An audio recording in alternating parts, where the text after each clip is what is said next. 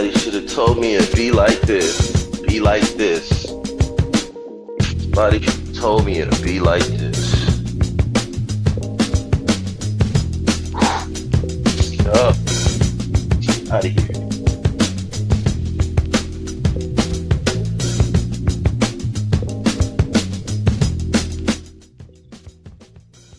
Oh man. Oh man. Good morning. Good morning. Good morning. Good morning. Top of the AM. It is 5 o'clock. It is 5 o'clock here in Tampa. I'm not even out my crib yet. I'm not even out my crib yet as I'm getting ready to leave. So I've been down and out with the flu. And I said, you know what? Let me go live start going back live in the mornings again. Let everybody know I'm still alive. You know what I'm saying? Excuse me. Yeah. Told everybody I had something for them termites. Termites is dead and they ain't coming back no more.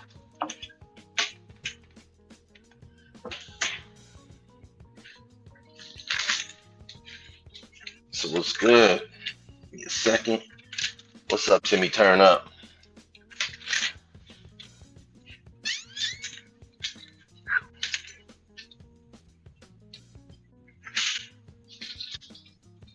All right. Get this day going here.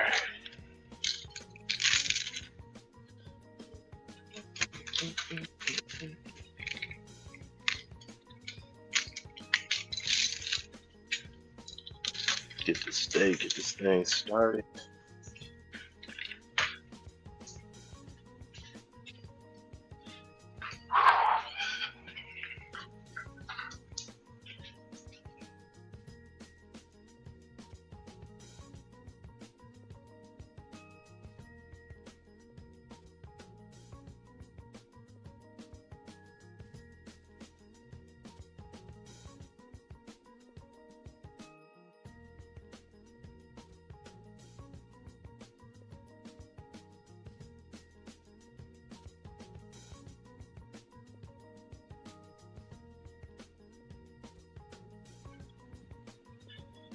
All right. Let's get this thing going here. Build with y'all for a little bit.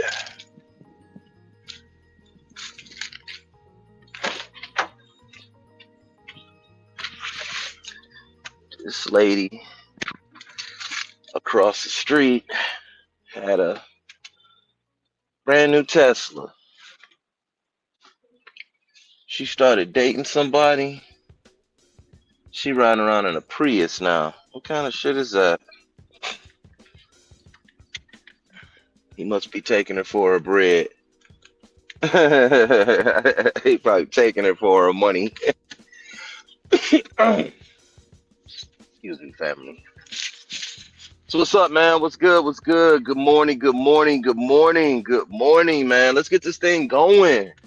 Good morning. Good morning. Hey guys, look, I was down with the flu again. Oh man, that thing will kill.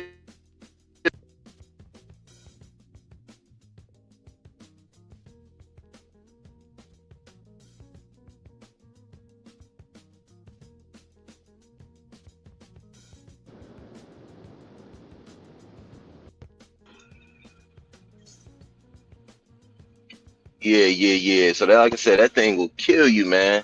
So it's kind of like disable me from going live for a moment, or just not going live at all. And just being honest, I used to do morning coffee and go live every day, and I actually just stopped because I just got kind of tired of it. You know what I'm saying? It's like after a while you will get tired of doing it. And listen, I don't do it for cash apps because people would really be throwing cash apps up. You know what I'm saying? So it's not about that with me. If I wanted to, I could do it every day and be fine. You know what I'm saying? Possibly start a podcast and not even have to work anymore and just deal with current events. You know what I'm saying? And just have fun doing it that way, and, just putting my little twist on the information. You know what I'm saying? That I'm like kind of like indulging in and sending back y'all way. You know what I'm saying? Trying to send y'all some good energy and stuff like that. And some good debates have arisen from that. But I just begin to see, like, I don't want to be part of the same circle of people that's just always going live, and people just, it's just a different channel with the same people. You know what I'm saying? Y'all get it. You know what I'm saying? Like, oh, okay, I can hear, if you want to hear Ankh and them, Ankh got a channel. If you want to hear Sergi Bach and they got their own channel, right? It shouldn't be the same for when you come over here. It shouldn't be the same. You shouldn't hear the same talking points being represented or repackaged over here that you can hear on their own channel. You know what I'm saying? So I kind of like had to like chill out for a moment, you know what I'm saying? And just not even rebrand anything, but just kind of like, just like chill, you know what I'm saying? And just build and just kind of like rest and get your own mental health together, because like you don't want to be chasing everybody's arguments all the time. That shit can get played out. Yes, I've become an atheist now. For anybody that didn't know, I had a debate on it, and common sense won on that. Common sense should always win on that front. You know what I'm saying? Knowledge is always greater than belief. We don't have to argue what's better, knowledge or belief. You know what I'm saying? Somebody could go ahead and play the heartstrings and say, "Oh, don't let somebody tell you that God don't exist." I just did. It doesn't. That's a concept that you were given. You know what I'm saying? Those concepts were given to us. You know what I'm saying? Not presented to us by some divine character. You know what I'm saying? No matter where it may reside. You know what I'm saying? So, no, it doesn't exist. So nah, but I got this debate coming up because I'm part of this tournament here, and I'm not gonna lie, I am a little bit tired. I haven't even put together my presentation. But we're gonna be debating on, should Black people be participating in the ICE raid protests and get involved with it. And I'm like, yeah, we should. We should always be standing up against oppression. So yeah, I'm gonna be dealing with that. I'm gonna be dealing with that, and that should be a cinch. I'll be going up against Brother Rob, and I mean, that's pretty much it. You know what I'm saying? That's pretty much it on my front. That's all I got going on this end. But last Saturday there was a debate between Taz and Domo, and Domo got his ass cooked. Pause. Taz fucked him up. That wasn't no close debate. Taz fucked him up, and I thought Domo took a poor angle. As a matter of fact, after Domo's first round, his opening, I was like, yeah, man, you lost this one, bro. I mean, it was so bad for Taz. Taz was fucking him up so bad. It reminded me of like Roy Jones when he played a basketball game one night and then went out and knocked out Eric Lucas and knocked his ass out. Bust his eye up when he felt like it. You know what I'm saying? Off a pool counter, right hand, left hand, right hand. It was like, whoop, whoop, whoop, whoop, whoop. All right, time to go home. You know what I'm saying? It reminded me of that. It was like, with Taz, it was like, man, nigga, you just another day at the office. And so I'm a tease Domo a little bit on this one, because the one thing I noticed with his style of debating, it goes over people's heads. It just goes over people's heads. It's like my mother was telling me, like when I used to read the Bible, she's like, Christopher, you don't have to tell everybody every bit of history going on in the first century in this area of the world. She was like, you're going to be over everybody's head. She said, don't do all that. Domo go over everybody's head. And when them Q&As come around, he cannot close the show. As a matter of fact, he can't even open the concert. You understand what I'm saying? He can't even... Excuse me. Yes. He can't be a concert opener. You can't even be an opening act, nigga. You can't even be that. And y'all know the opening act, he be just some little local act, trying to get on, you know what I'm saying, present his music to the world. He probably some, a little small-time drug dealer. You know what I'm saying? And paid his way to be on the stage and shit. You know what I'm saying? Up there with a DAT tape, no DJ, you know what I'm saying, to help him out. So that's how I like Domo in these debates. Against low-level motherfuckers, yeah, you gonna look good, dog, because you can read.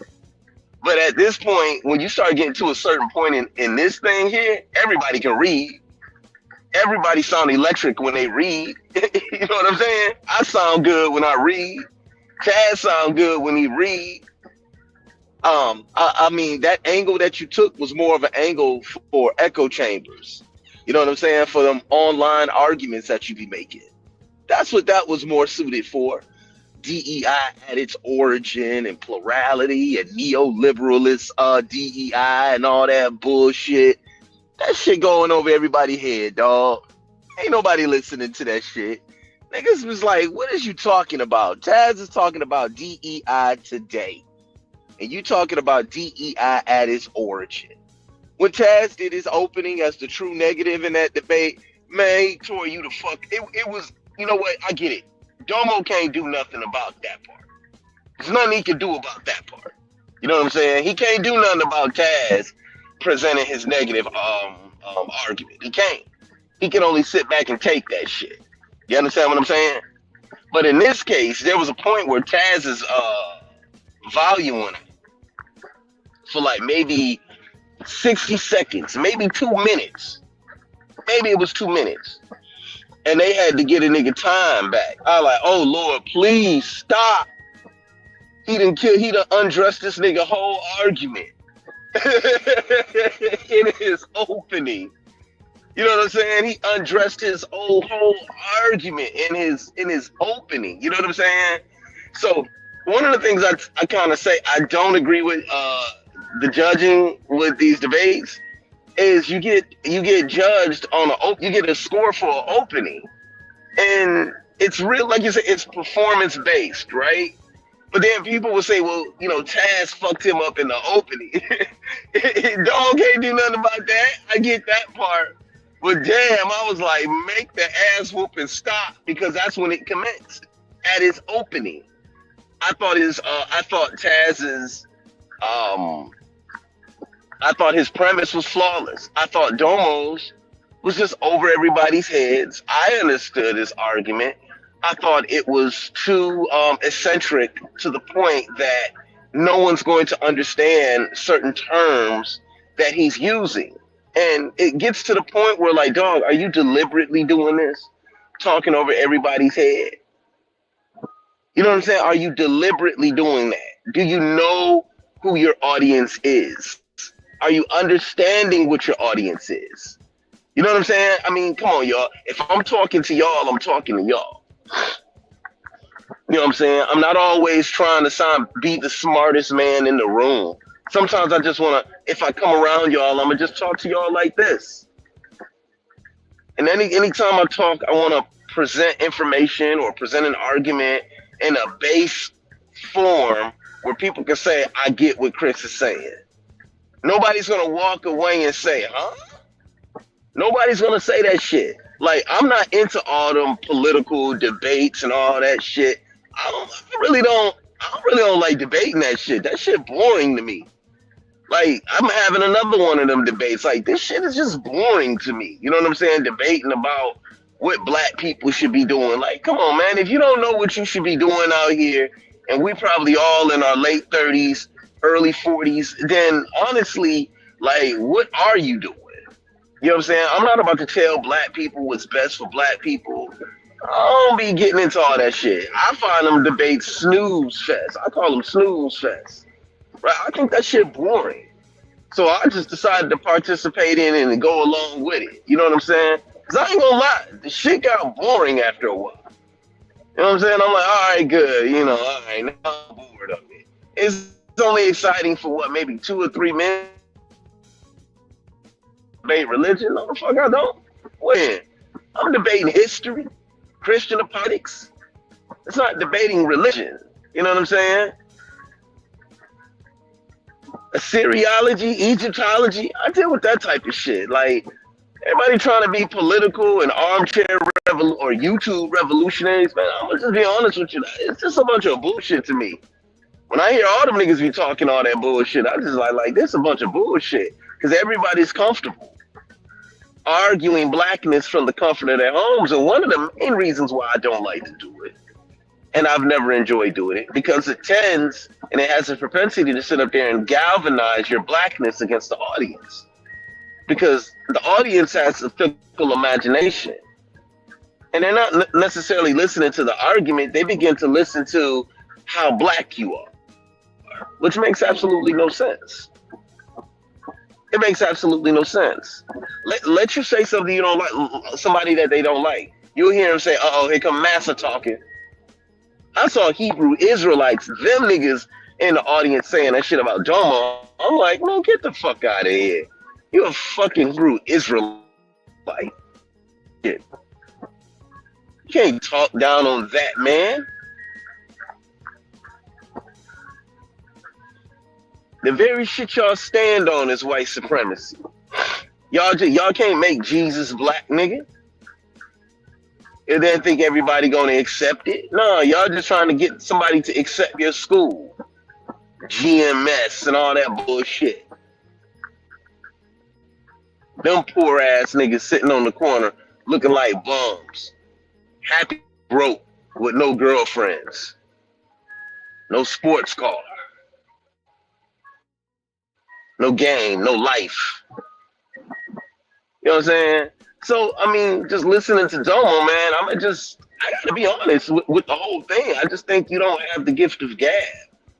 I mean, you can read a book good, but, I mean, you can even parrot information good, and you even understand all that talk. But I think you go over everybody's heads, and I think that's gonna always be a problem for you. You know what I'm saying? It's like when I heard there's something else I want to address. I be hearing them say, well, we want to debate Chris. I mean, sometimes the stars just don't align. There's not a lot that we can debate because I don't debate that bullshit. All them politics and shit like that. I really don't debate that shit. So coming into a debate, people like Rob or Taz or Domo, you guys are supposed to win those debates. I'm coming in out of my pocket. It's almost like, let's create a narrative where we'll say all person A does is debate this. Yeah, and your point? All you do is debate that. You know what I'm saying? So it's almost like, how can we create a narrative against someone? It's like, you guys know about the Detroit Lions? They're like the NFL's like greatest comeback story of all time. I mean, what is 8 years ago? This team was 0-16. Was it 8 years? They were arguably the worst team in football, like forever. His coach, Dan Campbell, comes in there. Brad Holmes comes in there, fires everybody in the front office. Sheila Ford takes over. New time, new era. Dan Campbell's first year, they go 3-13. Started off rough, of course. He doesn't have the players that he wants. He starts getting those players in there. They start off next year 1-16. Just follow me here, right? They start off 1-16. From 1-16, 1-6, they end the season 9-7. they started putting together wins and stringing them together. The next year they go 12-4. No, well, they went 14-4. Hadn't won playoff games. And they hadn't won a game over 70 years. What was it? Was it 50 years? 30 something years?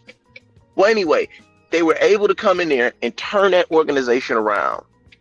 And now what national writers are trying to do is, because they were so great of a team last year, albeit the whole team was injured. The whole defense was injured.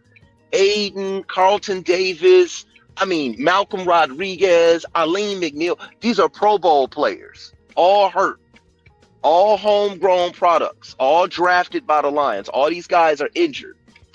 So Detroit is blowing teams out 45-10. The defense is still holding up, right?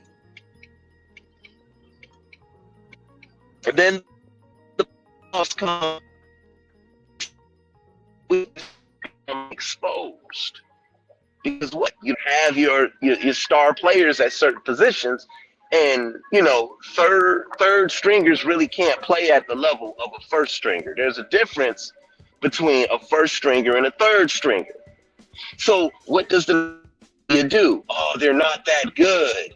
They're not that good. But they made it all the way to the first seed, to be a first seed in the playoffs with their roster. With the roster that they had. Because they're so deep. Depth, right? They got a lot of depth. Now with all these guys coming back and the defense being intact, the writers are trying to say, oh, they're just a one-trick pony. Oh, it won't be like that again. Well, why not? These guys are all 23 and 24 years old. Right? So it's almost like whenever you look at these, I say the public has a fickle imagination, because why are you listening to the narrative? Look at the performance. Look at the performance. Just look at the performance. And the performance shows that they can beat elite teams. They play in the strongest division in the NFL, NFC North. 3 of those teams went to the playoffs this year. Last year. Minnesota, Green Bay, and Detroit. All of them won double-digit ball games. Detroit went 6-0 in their division. Last year, they went 5-1 in their division. That's what you want to do. You want to dominate your division. You win your division, that puts you in the playoffs every single year. If you win your division, it's going to put you in the playoffs because you're tested against your division. So why create a narrative, oh, this person doesn't debate that. All he does is debate that. Instead of looking at both sides and saying, you know what, they both debate different things. Chris is really on what you would call a more religious-oriented. He deals with that. He don't really deal with them politics and shit like that. He find that shit, I'll tell everybody, that shit boring. You know what I'm saying? That shit is boring. No, but the thing is, nobody looked at my debate with Inyame and said it was a boring debate. No one was looking at that and saying those things. Everybody was texting me, oh, that was a fun debate. That was excellent to listen to. I really didn't care what people thought outside of that. When I leave the Shucklebuck round, right, when I leave that shit, I leave that shit and I just like, okay, I won the debate. I know if I won the debate. I really don't think, I don't care what the judges think. I, being honest, I just like, oh, I won that debate. That was fun.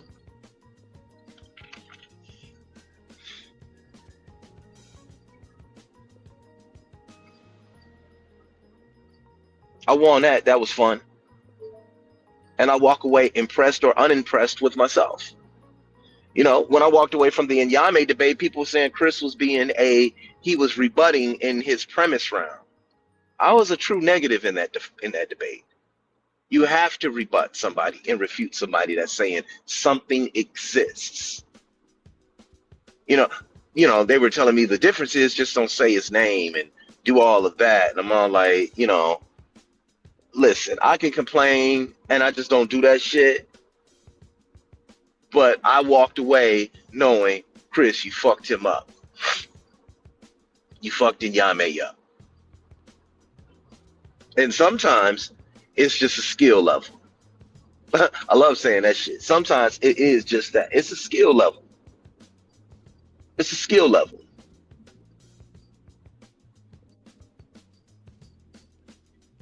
Like when everybody be talking about a Kobe Bryant or some shit like that, I used to be laughing and shit like what is y'all niggas looking at? Kobe Bryant, like, yeah, Kobe the man, but like T-Mac was better. I've been telling people this shit for years. Like, nigga, T-Mac was better. T-Mac was way better than him.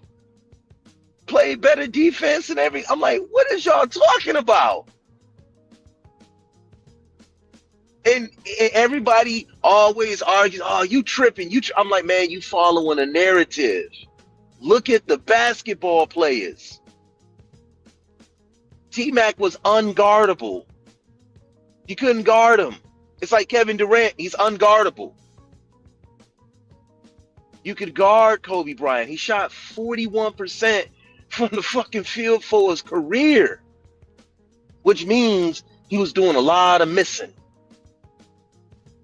T-Mac damn near 49, 48%. You couldn't guard that motherfucker. Go look at their matchups when they played each other. T-Mac every time 30-some points, 27 points, 8 rebounds, 7 assists, 3 blocks, 4 steals, right?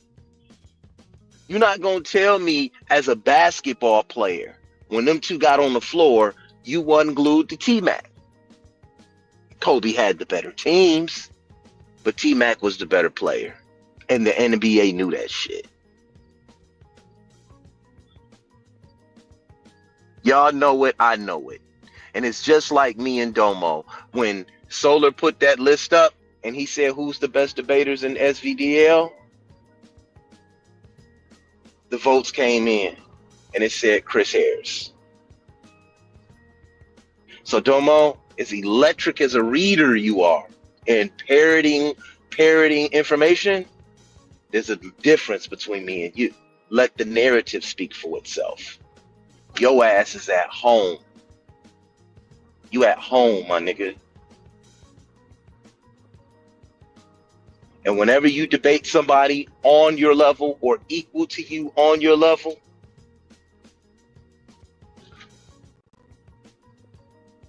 you got fucked up. Taz fucked you up. Let that narrative speak for itself.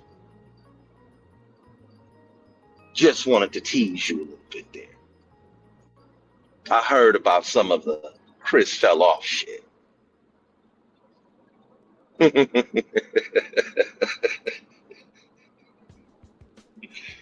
Let that narrative speak for itself. You got fucked up. I be seeing your energy. I watched his energy in that what's it called round? That so-called what round is that called? The Q&A round. It was just gone. Energy just gone. Gone.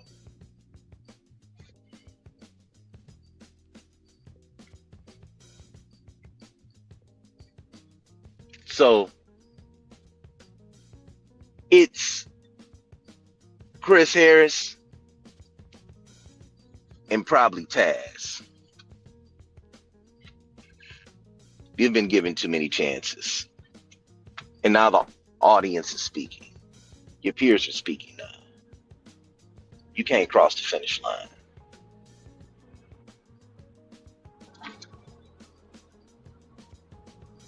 You can't.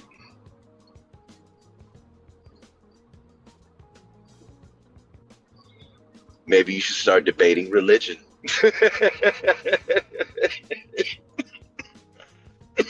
Shit.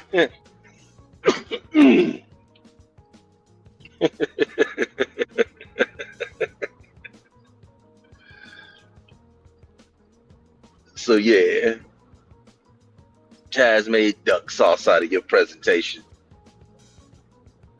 I don't. It don't take that much, man. Sometimes I'm looking at these debaters. I'm like, you're doing too much. Y'all see that dude Nandy Christ last night? What a fucking imbecile. What a fucking idiot. He has a messiah complex. He think he's the God sent messiah sitting on the front porch somewhere. Yeah. Y'all gotta see this shit. I didn't make this shit up. He think he's the God sent messiah.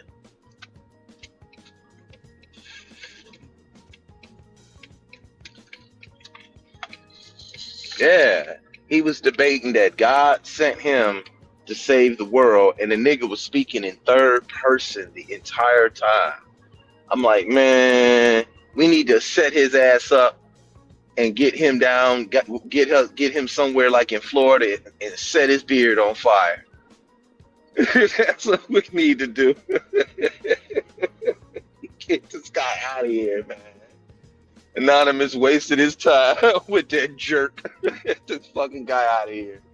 Nigga reading Dead Sea Scrolls.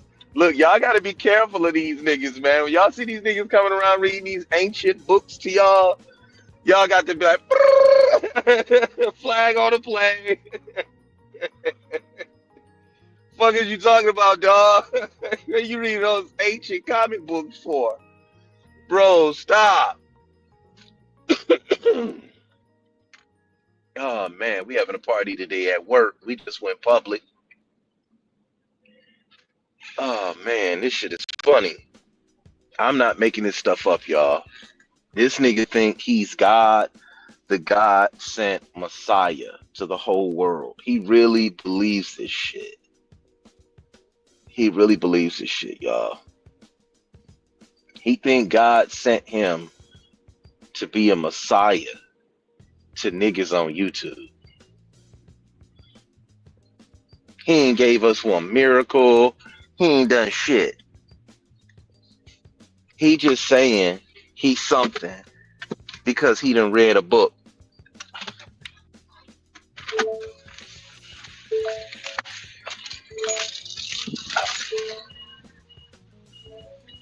Whew. What's up, Joe? Whew. That's crazy, man.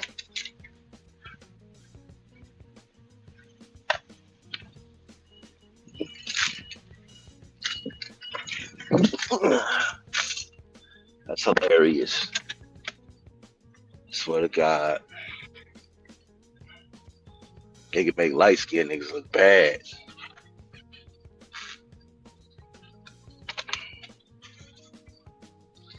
Why every time I pull up, she just standing there?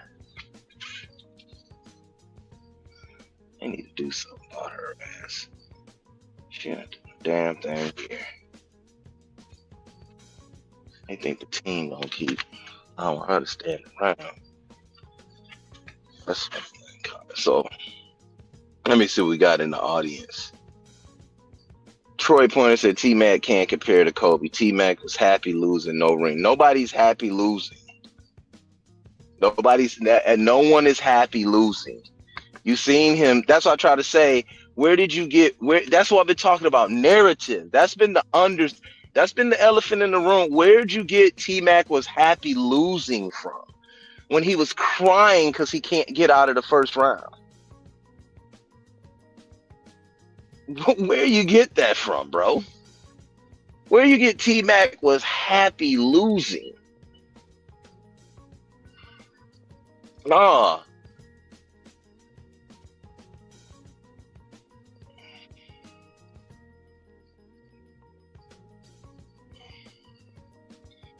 GMS, yeah, that's what I call them. GMS.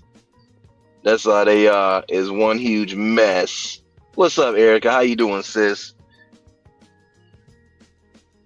Infinite Guy, your content is way different. That's why we love your channel.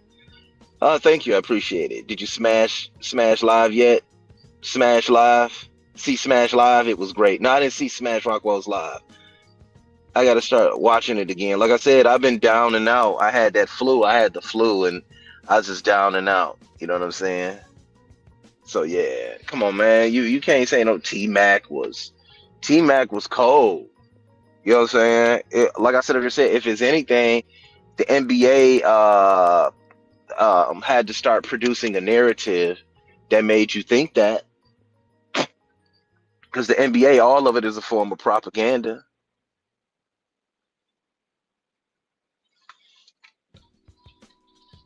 All of it is. They have to push certain narratives. How is Vince Carter the superstar of superstars when he's in Toronto? He gets traded to New Jersey, and all of a sudden, he's not a superstar anymore. He's not even seen as a top 5 player, top 10 player anymore. Why? He still averaged 27 points, 5 rebounds, 5 assists at the 2 guard position. Still was a high flyer. Why wasn't he as good all of a sudden? See, it's the narratives that these leagues will start to promote. It's like Josh Allen, the quarterback for Buffalo. Why the fuck was he the MVP this year? I'm still trying to figure that shit out when Lamar Jackson plays second. How was the MVP determined? Well, you look at the statistics. Well, statistically, Lamar Jackson was superior to him in everything. 900 yards rushing, 15 touchdowns on the ground, 4,500 yards in the air, 30-something touchdowns. What was it, 8 interceptions? Josh Allen's numbers weren't even close. Because it's a narrative that exists. So the narrative that I'm presenting is, Domo nigga, you ain't in my league.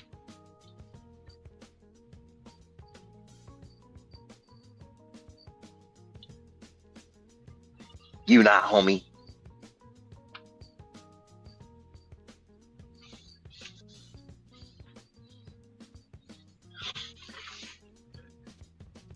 Aiden Hutchinson went down for the Lions. A superstar defensive end. This motherfucker getting 13 sacks a year on his way. He was on his way to destroying the record. Destroying the sack record. In 5 games, he had, 7 sacks. Was leading the league in pressures. Just destroying dudes on the other side. And then that freak accident happens. And then what do Lions fans now push? Oh, we need another defensive end. Oh, we need somebody opposite Aiden Hutchinson. Nobody was worried about that shit going into that game. And we blew Dallas the fuck out. Like I told you. And guess what? When Dallas come to Detroit, we're going to blow them the fuck out again. We're going to crush their ass by 60. Fuck the Dallas Cowboys. We're going to blow them the fuck out.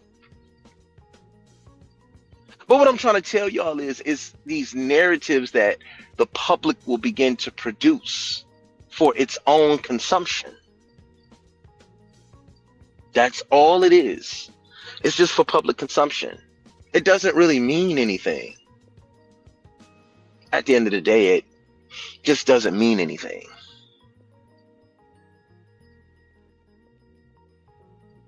Y'all know what I'm saying? It don't mean shit. Riel said, stop. I promise you this. When we up 45-3, tell me that shit. Lions is cold, and they fast all over the field. Speed all over the field out there on that offense. Speed or that offensive line. Shit, you tripping. Yeah, Ragnar retired. You know, all they're going to do is move Glasgow back to his normal position, which is center. We got the big boy out of Georgia. Come on with it, man. Detroit knew he was getting ready to retire. You think they weren't ready?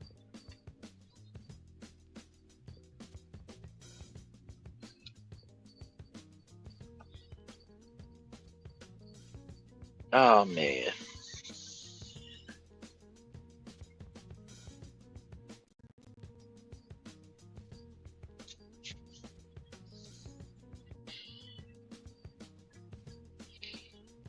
Hmm. I was talking to a Christian brother of mine yesterday over the phone, and as we continue to talk, I try to enhance my arguments there. And I asked him an important question. I asked him, "Does God have free will?" And they said yes. And I asked them, "What is free will?" I should have asked them what is free will first. But I said, "What is free will?" And they said the ability to make decisions right from wrong. And I said, "So God is making decisions contrary to Himself?"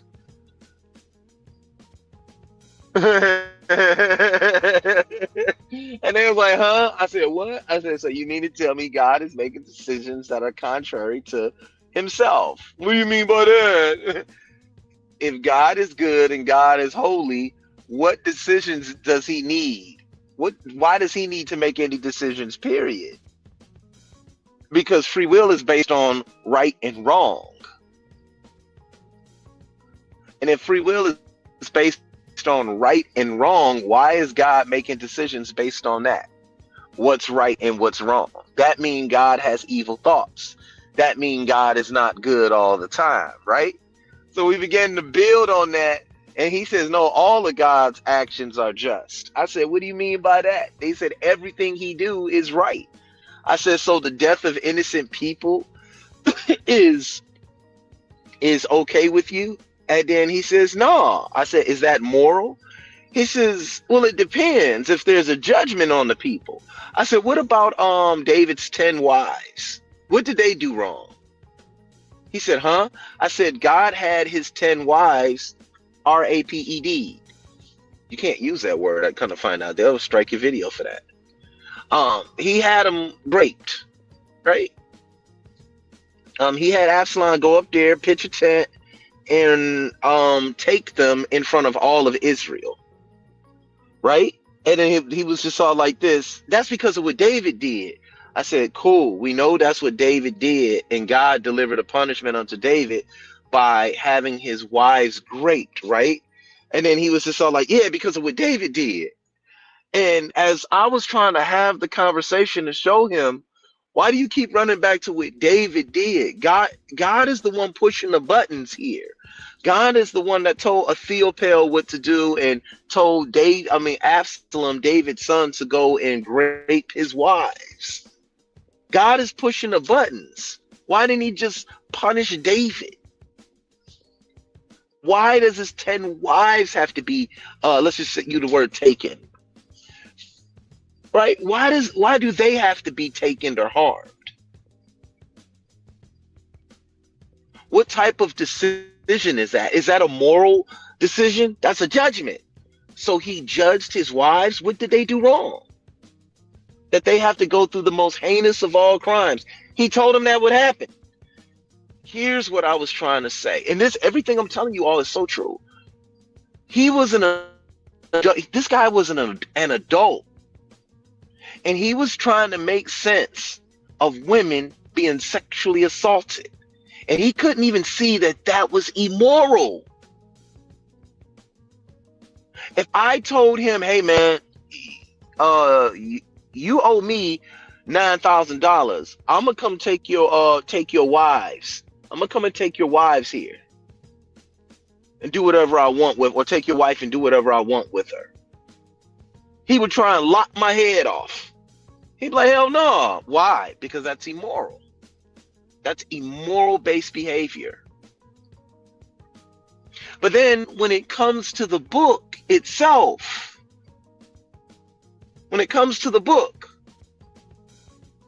you throw your entire rationale away. He threw it all away. Silent K, am I lying? You threw it all away. God is the one pushing buttons. And God exhibits free will free will all the time, and it showed that God is always making decisions based on good and evil. So God is not holy and he's not set apart, because if he was holy and set apart, he's not making the same decisions that man would make. God also exists in a form of uncertainty. God doesn't know what his master plan is, hence the term the book of Genesis. God destroyed mankind because he saw that their hearts was wicked and evil and sinful. God repented. So here it is, God is supposed to know all things. He's not knowing that what he's creating is evil.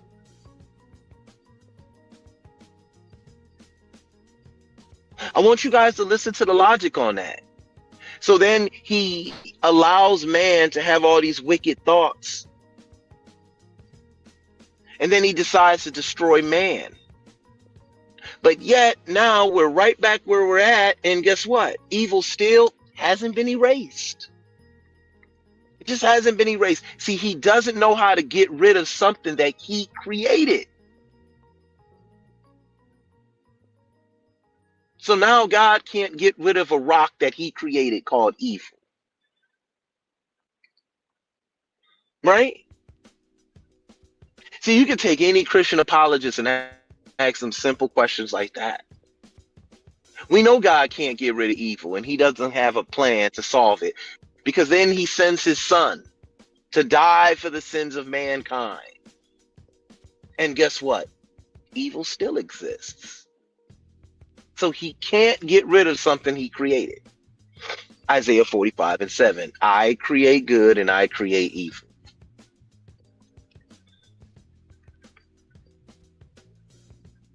You know, they were able to say, God doesn't create evil. He makes evil decisions. He put a snake in the garden that told Eve to eat some fruit. What do you mean he doesn't create evil? Show me where he put the snake in the garden. How did it get there? No, you got to show me. So now the Christian, he's reduced to doing what? Making a circular argument. What is the tree of knowledge of good and evil? I don't know. You tell me.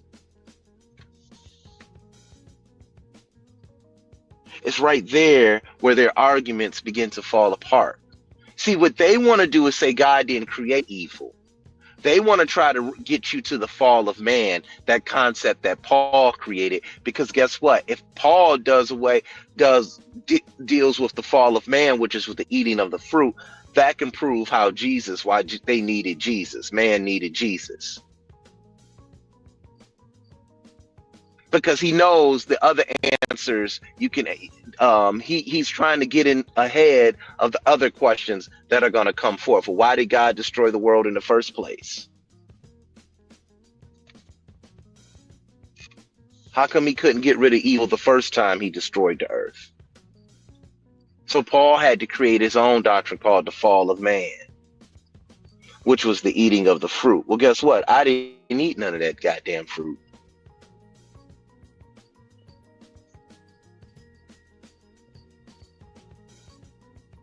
So ask him, does God have free will? Does God have the ability to think? What else is he thinking about? He God. He's supposed to be supreme.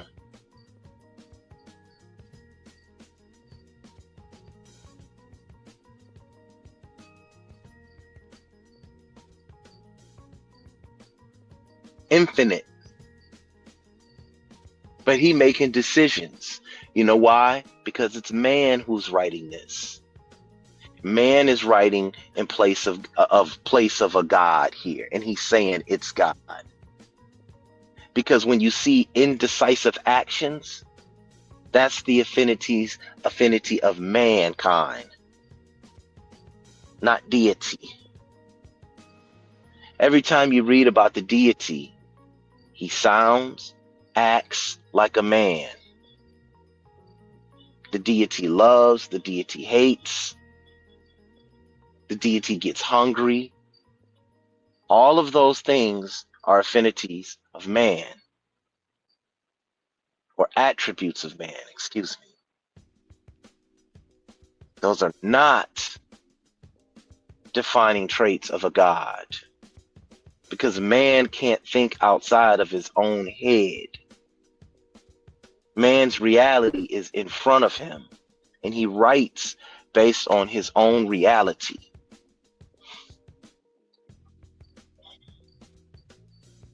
Asiatic 77. All the Catholic churches had demons carved into them with demonic statues. So where is the real churches and history? Let me ask you a question. What is a demon? What is a demon? I don't understand that type of talk. All Catholic churches had demons on them. Like, what is a demon? You mean something that you don't accept as being holy or being biblical? A demon is an altered angel. Where'd you get that from? That sounds subjective.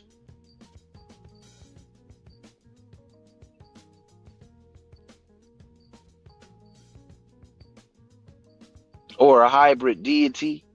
What's a hybrid deity?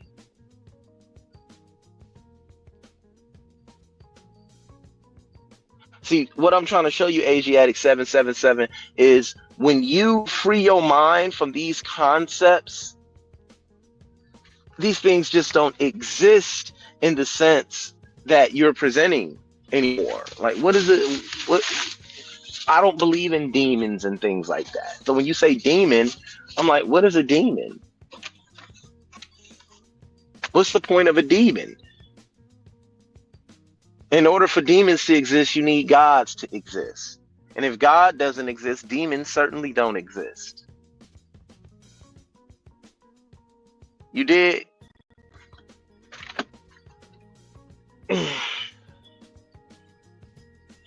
Yes, sir. Thanks, Julian. Yes, sir.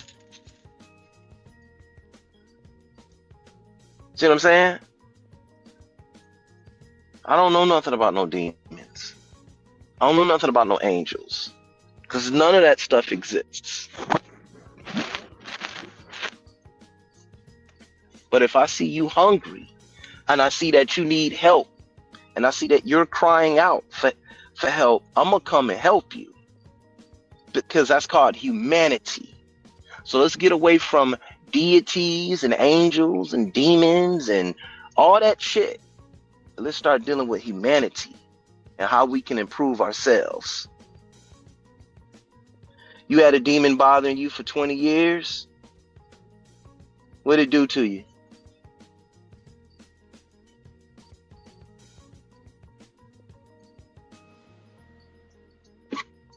What'd it do to you? Did it touch you? Did it touch you? Huh? You okay?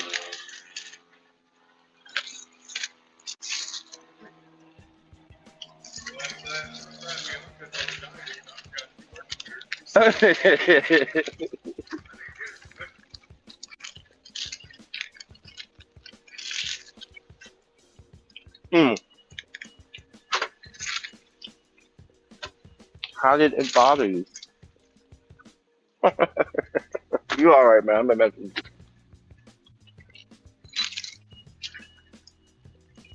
Listen, what you were having was not a demon bothering you, bro. That was an auditory hallucination, right? There was no monster in your head. See, we'll say things like that, demons and things like that bothering us, but we don't never see God blessing us, do we?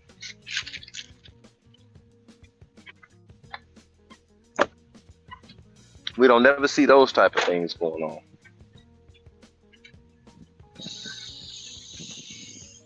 We don't never see Jesus in the sky, do we? We don't never see any of these promises come true, do we? Nope, nope, and nope.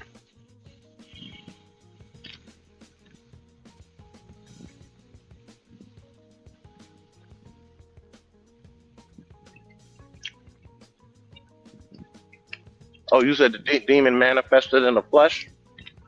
What did it look like?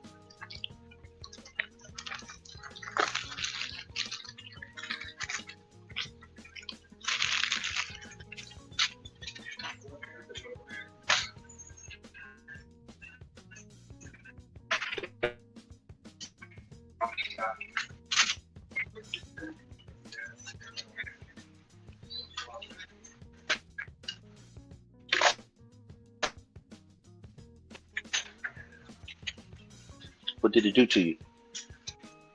What language did it speak to you? It was silver colored. Man, you got to come around and talk to us about this thing, man. What was his name? Scratch.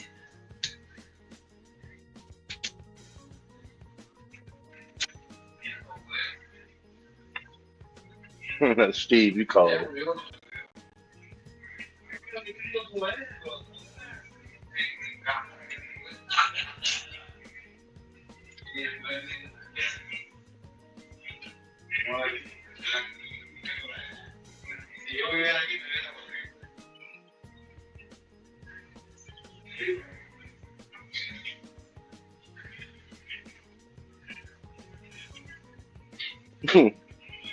He said 20 years is a long time for a demon to worry about one person.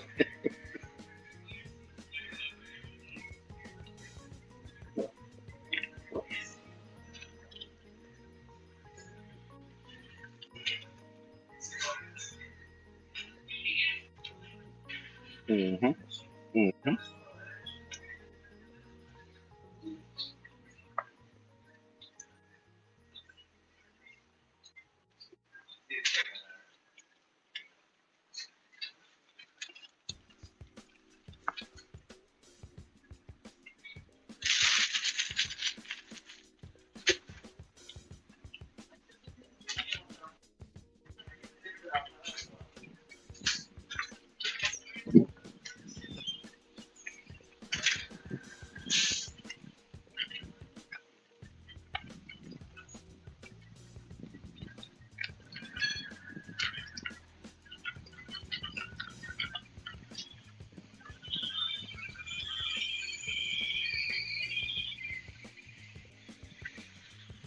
There's no such thing as Satan.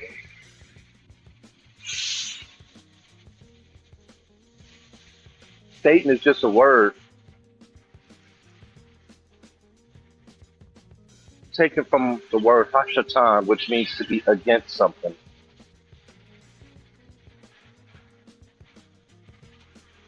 That's it.